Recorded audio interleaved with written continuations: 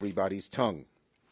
It did, as I said, in 2019, I approached Senator Todd Young with a proposal that we called Endless Frontiers.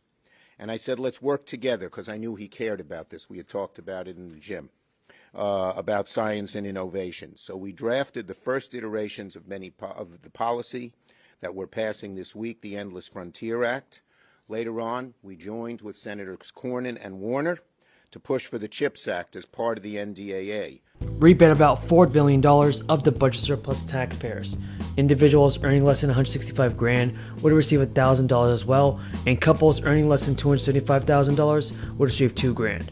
White House officials plan to meet this week with student activists and advocacy groups ahead of President Biden's self-imposed deadline of August 31st for deciding whether to approve broad-based debt relief for millions of Americans.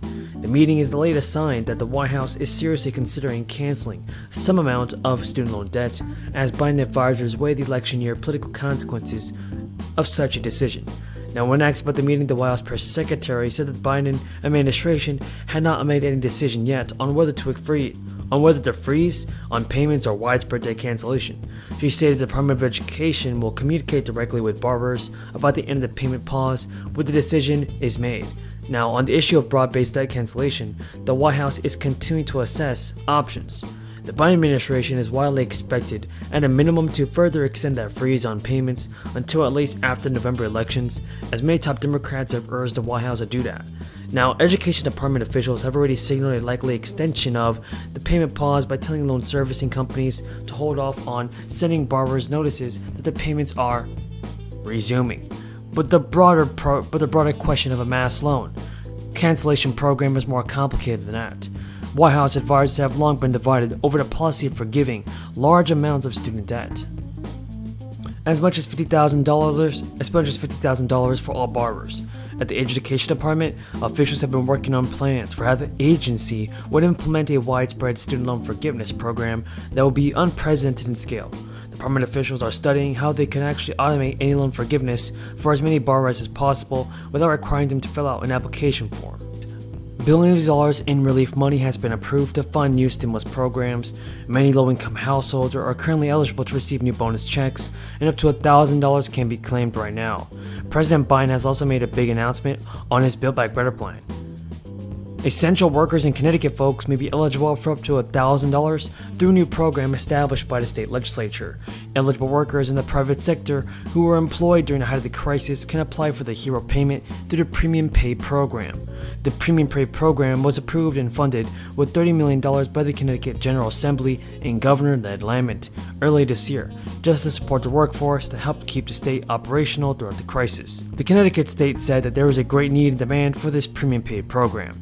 Now, in order to qualify, employees must have been designated as essential workers and were employed in Connecticut between March 10th, 2020 and May 7th of this year. They also cannot have earned over $150,000. Some occupations that qualify include grocery store workers and healthcare workers as well. Those employed by a federal, state, or city government agency do not qualify, and so police officers and firefighters are excluded. The governor has also approved new relief for families and children. Families can apply to receive a state tax credit of up to $250 per child under the age of 18. Thanks, Chuck. Thanks, Chuck. Shut up. I'll do my best. I'll make this quick. We've been here how many times?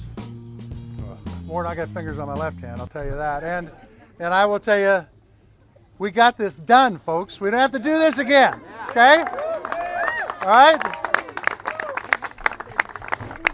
Couple observations really quick. Number one, I've never seen so many veterans with tears in their eyes and tears in their eyes of joy than I've seen in the last hour. And the second thing I would say is I just got off the phone with the President of the United States, and he said, thank you. This takes a big weight off of my shoulders, and he's the guy who started this ball rolling. So I just want to say, we got great senators here, and we got great directors of VSOs here, and they've done such a great job. On Thursday from nearly 115 last week. This is considerably down on the 13-year high of close of $440 a barrel that was briefly reached in March. Another factor adding to lower prices is lower demand, which the AAA said took the pressure off pump prices. but this low could end with the start of the summer driving season. AAA spokesperson Andrew Gross in a statement, July is typically the heaviest month for demand as more Americans hit the road, so this trend of easing prices could be short-lived. But with gas prices continuing to stay at a high price, a group of lawmakers in one state want to give residents some relief at the pump. A group of people in North Carolina, the senators, are giving and proposing every licensed adult in North Carolina a one-time payment of $200. To qualify, the person must be a licensed driver residing in North Carolina and be at least 18 as of March 31st. The North Carolina measure, the Gas Tax Rebate Act of 2022, will be funded by spending $1.3 billion of the roughly $4.2 billion in surplus revenue collected by the state senator Michael Garrett, one of the bill's co-sponsors, recently told reporters. Our proposal provides every North Carolina driver a $200 gas tax rebate, roughly what the person in North Carolina would pay in state gas tax from July to December.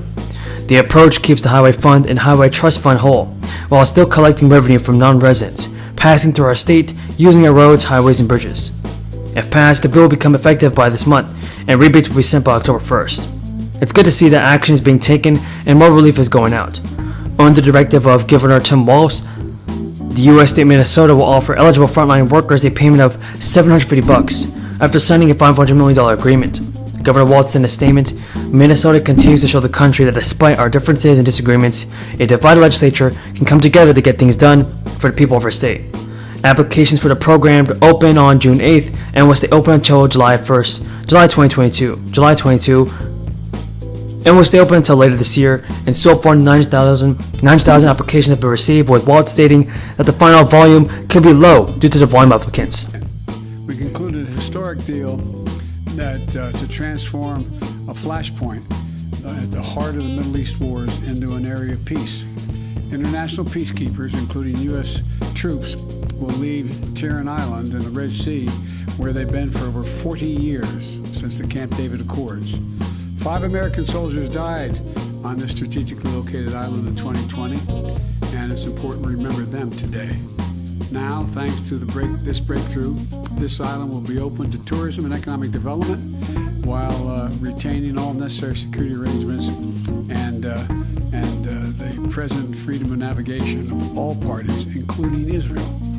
Third, we agreed to work together to deepen and extend the Yemen ceasefire. And you know there's carnage been in Yemen of late. And it's been in place more than 3 months, resulting in the most peaceful period in Yemen in 7 years. We further agreed to pursue a diplomatic process to achieve a wider settlement in Yemen. The Saudi leadership also committed to continue to facilitate the delivery of food and humanitarian goods to civilians. In this context, we discussed Saudi Arabia's security